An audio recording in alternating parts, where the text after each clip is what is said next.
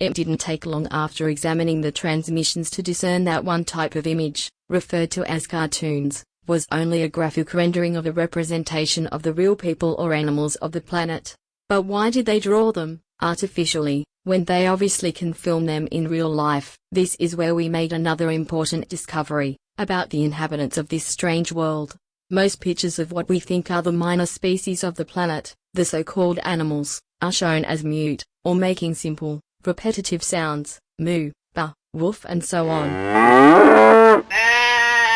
Some, however, are shown actually speaking in one or more of the people's languages. Some of the creatures included in this category are known as Francis the donkey, Buck the dog and Mr. Ed.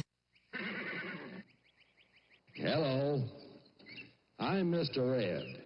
If some of them could speak, then why not all? Perhaps, at one time, they could all speak, but since so many animals are depicted as being subservient to man, cattle, sheep, or as things called pets, dogs, cats, birds, that they have lost this ability since being in man's care.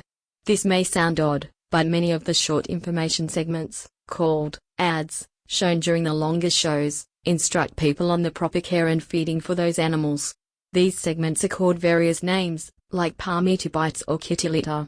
This suggests that neglect and maltreatment of these animals must be commonplace. It may be through this abuse that the animals lose their ability to communicate. Another theory suggests that it was not in the best interests of the animals to be able to speak. You feel a break? Sometimes you can't tell because fluid is rushing to the area. Now, any rushing fluids? Are you woozy?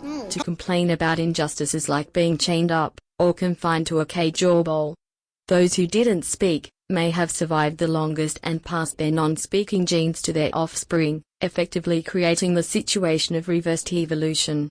Because most of the animals now do not speak, to show them as talking, they must be artificially induced to do so, by means of drawing them rather than showing real pictures.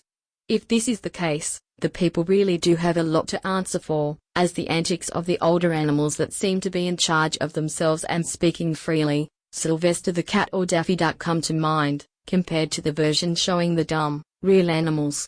Really do show the sorry state these once beautiful creatures have deteriorated into. But, perhaps, there is hope. The intelligent animals may not yet be extinct. Apart from the information segments on the correct feeding of animals, there are many other examples of different aspects of the care of animals in domestic situations. One ad, for example, actually shows a creature called a puppy building a nest from something called Kleenex, that the people hang in rolls apparently for that purpose. One theory is that their puppy feels more in its natural state, if allowed to build the nest itself, rather than have one built for it. What of other animals on this strange planet?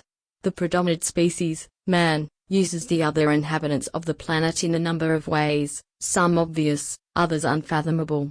Some animals pull vehicles, others are used to herd yet other animals. They appear to do this, so they can play with them later.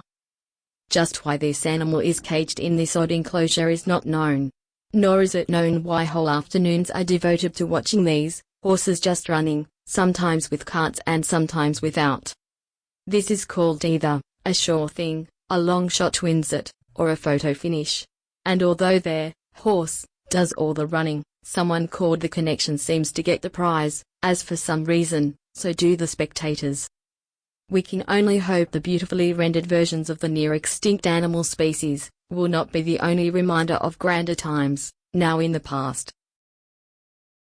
To recap this report, the frequency of artificial talking animals, compared to the mute, or verbally disenfranchised real ones, is accounted for by the extinction, or near extinction, of these animals through the neglect of their human masters. The high frequency of information shown on pet care seems to indicate man is aware of this problem and is taking steps to solve it, one hopes, before it is too late.